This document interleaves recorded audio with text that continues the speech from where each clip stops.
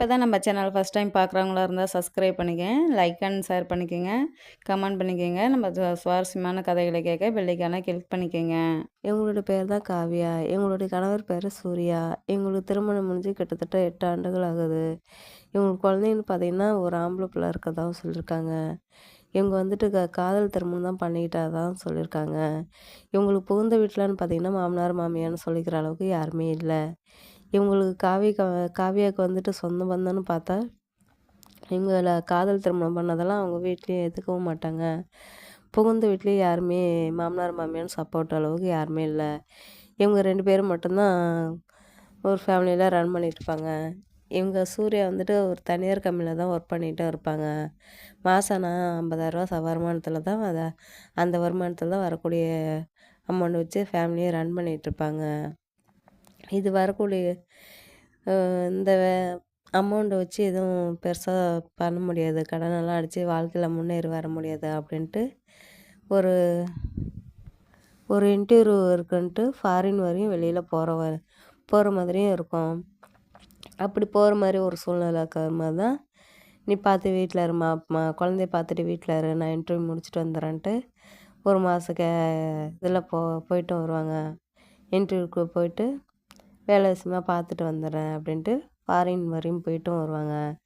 அப்படி ஃபாரின் போயிருக்கும்போது தான் நம்ம சூர்யா வந்து பிரிஞ்சிருக்கிறதால ரொம்பவே ஃபோன்லேயும் கொஞ்சம் ரொம்ப மிஸ் பண்ணுறேன் அப்படின்ற மாதிரி 2 பேருமே பேசிட்டும் இருப்பாங்க. வழக்கம் போல் பேசிட்டு அப்படியே இருந்துட்டு இருப்பாங்க.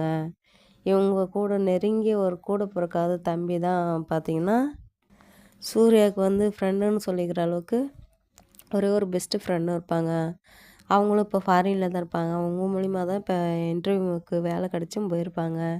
இன்டர்வியூ முடிச்சுட்டு வந்துடலாம் அப்படின்ட்டு போவாங்க. இவங்களுக்கு நெருங்கிய கூட பிறக்கலனாலும், ஆனால் தம்பின்னு ஒருத்தங்க இருக்காங்க. தான் கூட பொறக்கலனாலும் தம்பிய தான் நினச்சி சின்ன வயசுலேருந்தே பழகிட்டும் இருப்பாங்க. அப்படி இருக்கும்போது அந்த தம்பி வந்துட்டு இன்றைக்கி கால் பண்ணி பேசுவாங்க. "என்னங்கண்ணா நல்லா இருக்கீங்களா?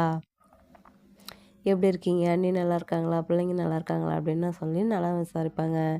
அப்படி நலம் விசாரிச்சுட்டு இருக்கும்போது தான், நான் வேலைக்கு கல்லூரி படிப்பெல்லாம் முடிச்சுட்டு வேலைக்கு தான் நான் போயிட்டுருக்கேன். எனக்கு ஆனால் வரக்கூடிய வருமானம் பத்தல அப்படின்றதுக்காக இவங்களும் நம்ம சூர்யாவையும் கேட்குறாங்க, கார்த்தி வந்துட்டு.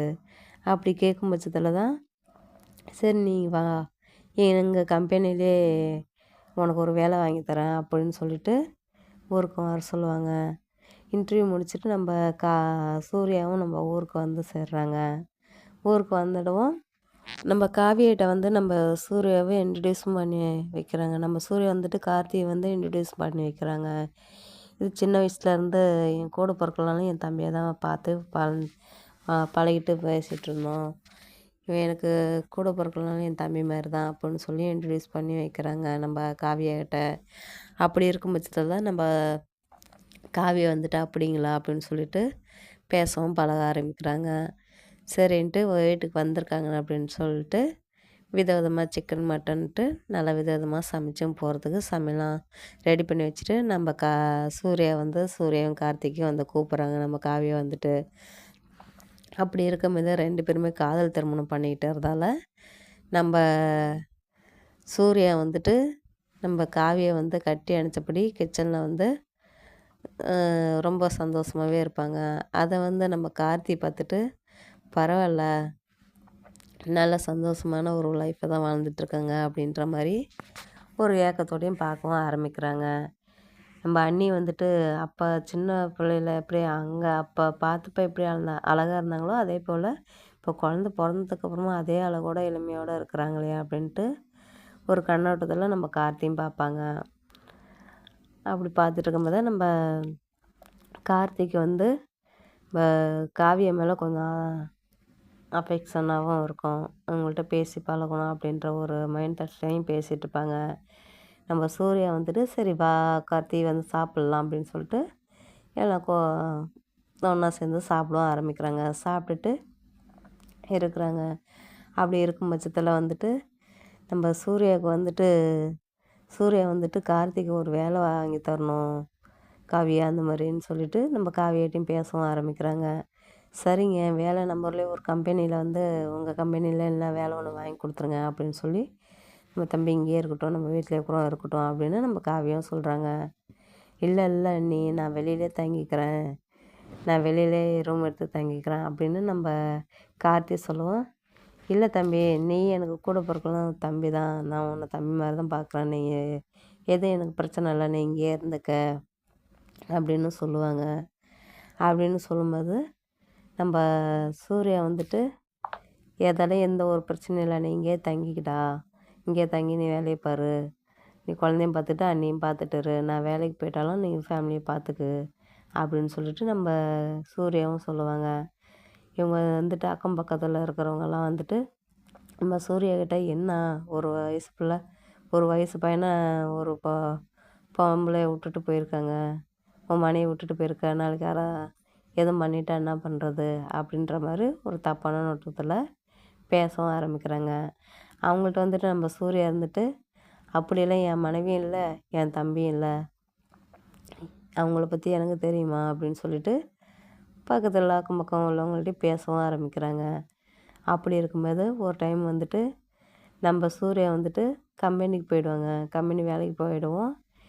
நம்ம கார்த்தி வந்துட்டு இவங்க மேலே வந்து தொட்டு பேசவும் ஆரம்பிக்கிறாங்க.